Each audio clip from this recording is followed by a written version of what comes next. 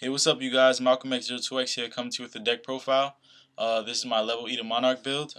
This deck is very consistent. It's easy to play with. It's very fun to play with, but also it's competitive. So, you know, that makes it, really good. So, anyway, onto the deck list. First, we have one Dark Arm. You already know what he does. But in this deck, you tend to get Darks in the Grave very, quite frequently. So it's easy to drop 3 Darks in the Grave, and along with that, it's easy to manipulate your graveyard in order to summon Dark Arm. So yeah, it's really good in this deck. Next we have one Dark Grepher and one Armegeddon. One Armegeddon and one Dark Grepher seems to work out pretty fine. You can run 2 Armageddons or 2 Dark Greffers, but Armageddon, you summon him and you only drop 1 to the grave. Dark Grepher is good because if your hand gets filled, you summon him, you activate his effect, you drop, your level Eater to the grave, or, your Plague or something else, and you get to go in your deck and pick out something else like a Necro Gaurdna or something to drop. So, it's really good. It works out really good together. So, yeah. Next you have one Plague Spreader. You already know what he does. One Necro Gaurdna. This deck is based around a new ban list, so I only run one Necro Gaurdna in here. One Dandylion. Dandylion is really good in this deck because, it's a Monarch build, so therefore you run Dandylion because when it goes to the graveyard, it gives you 2 tokens.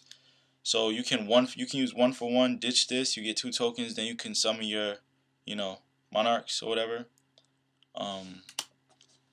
Yeah. Then we have Gorz. Gorz is really good. You already know what he does. He just saves your ass. You have one Cyber Dragon. Cyber Dragon's is in here for, special summon ability. Next you have 2 Raizas. You already know what they do. Standard in Monarch builds.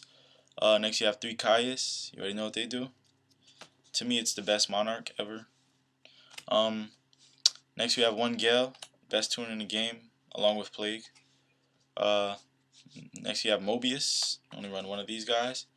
Treeborn, you already know what this does. This is going to 2 for the next ban list, but I didn't want to run 2 of these because I felt that with running 1 and its effect, it kind of conflicts with each other.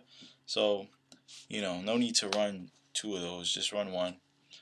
Snipe Hunter, like I said before, like with Grepher, your hand gets filled sometimes. So Snipe Hunter is here to clear the field or whatever. When you just want to get stuff out of the way. So yeah.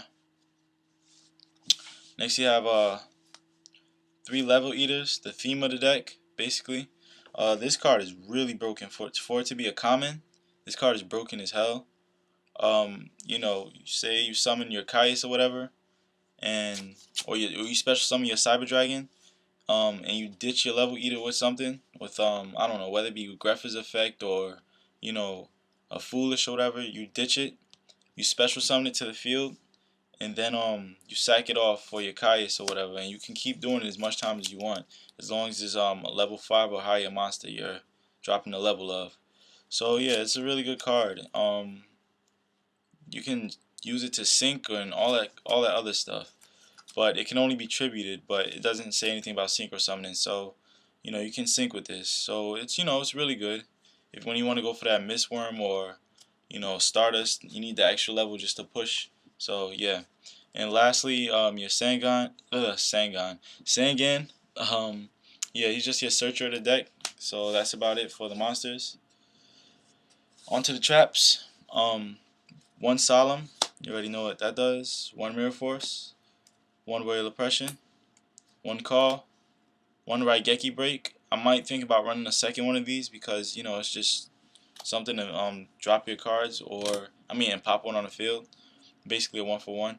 One Tori, 2 Bottomless, and 2 trap stuns. This card is really underestimated, simply because of the fact that you can push for game with this card. Basically, you set it. They decide to activate something. You summon one of your Monarchs, you trap stun it, and normally they activate something like a Bottomless or a Torrential. So you set it, activate it, and it stops them, and they're like, oh shit. So yeah. That's it for the trap lineup. Next, magics. One Lightning Vortex. This is going to get replaced for a Foolish. I'm only using it to drop one card basically and destroy their field. So yeah. Giant Trunade, Heavy Storm, standard magic and trap removal. Brain, MST, staples basically. Soul Exchange, My Body, really good.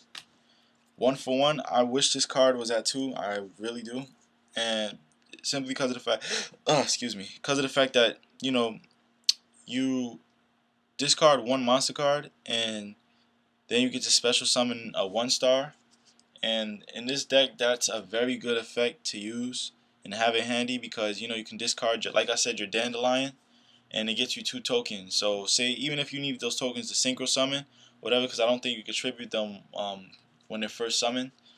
But even so, that's good for defense. It's good for a lot of stuff. So 1-for-1 in Dandy and a couple other cards in this deck is a really good combination to use. So yeah. Next, we have Allure, standard draw power. I might remove this out of the deck or whatever and replace this instead of Lightning Vortex for a Foolish because now this at 1, it's kind of dead. Well, in this deck, I know it's dead because you don't want to get rid of anything really in this deck. Everything is good how it is. So, yeah. But that's the deck list. This deck is for sale. It's running on lowest rarity right now. Of course, I didn't have a lowest rarity of Dark Arm well, I do have Dark Grepher, but I'll just lower that. But yeah, this deck is for sale. PM me if you want to buy it. And that's about it. So comment, rate, subscribe, and Malcolm X02X out. Thanks for watching. Later. Peace.